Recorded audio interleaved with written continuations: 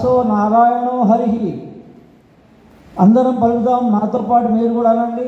వ్యాసో నారాయణో హరి, వ్యాసో నారాయణో హరి, నారాయణో హరి, వ్యాసో నారాయణో హరి.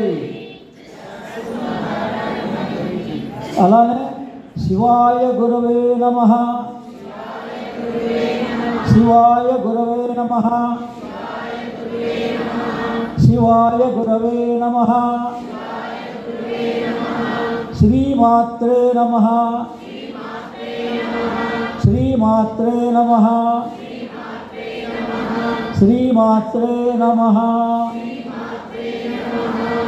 ఈ నెల ఆషాఢ మాసం హైదరాబాద్లో అయితే మహంకాళి జాతరలు చేస్తుంటారు. అనేక చోట్ల వారాహి నవరాత్రులు ఆరంభించి మన అవసరం ఉన్నన్ని రోజులు కొనసాగిస్తూ ఉంటారు. మనందరికీ అవసరాలున్నాయి, కష్టాలున్నాయి, అనారోగ్య పరిస్థితులు ఉన్నాయి. వీటన్నిటి నుంచి మనం బయటపడాలంటే మంత్ర ధ్యానం చేయాలి. అన్ని మంత్రాల్లోకి పవర్ఫుల్ మంత్రం ఏది అంటే సప్త మాతృకల మంత్రం.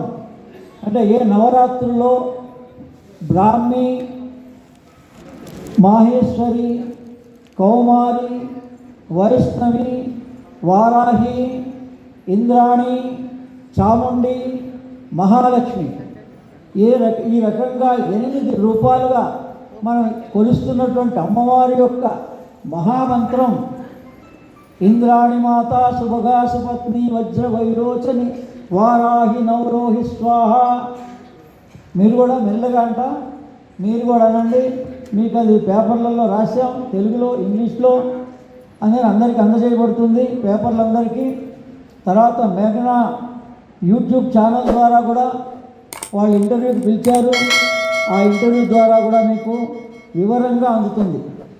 కాబట్టి మీకు ఈరోజు గురువుల యొక్క కటాక్షంతో మనకి మంత్రం, దివ్య మంత్రం అమ్మవారు స్వయంగా దర్శనమిచ్చి నాకు అందజేసింది. మంత్ర యంత్ర తంత్రం సౌందర్య లహరిలో ఉంది. జగద్గురువు దీనికి మూలం. ఇది ప్రామాణికమైన మంత్రం. ఇది 3వ శ్లోకంలో అవిద్యానామంతస్థిమిరమిహిరోద్దీపనగరి జడానాం చైతన్య స్తవక మకరంద స్తుతిధరి దరిద్రాణం చింతామణి గుణనికా జన్మ జలధౌ నిమగ్నానాం ధ్వంస్తామురరిపు వరాహస్య భవతి.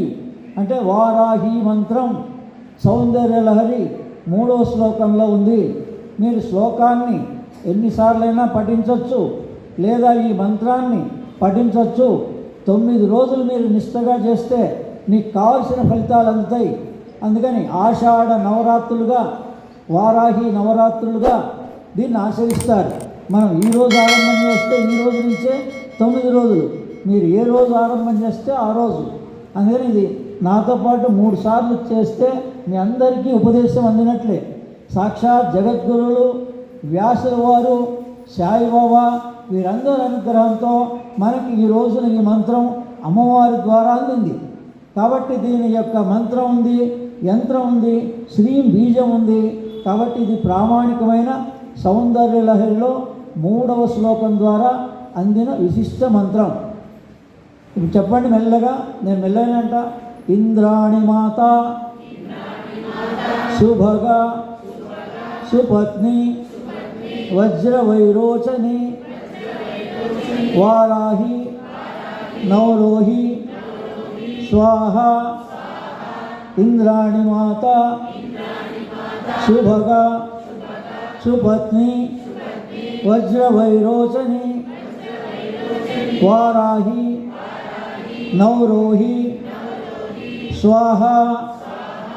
స్వాహ అంటే మనం యజ్ఞం ద్వారానే చెయ్యాలని లేదు. మనం శ్వాస తీస్తున్నాం కదా, మనం ఏ శ్వాస తీస్తున్నామో దాన్ని వదిలేటప్పుడు ఒక్కసారి మనం శ్వాసను వదిలేస్తే అది స్వాహ. ప్రాణం యజ్ఞం అన్ని యజ్ఞాల కన్నా ప్రాణ యజ్ఞం గొప్పది. ఆడవాళ్ళందరికీ ఎడమ నాడి ఈ శ్వాస నడుస్తుంది ఎక్కువగా, మగవాళ్ళందరికీ కుడి శ్వాస నడుస్తుంది.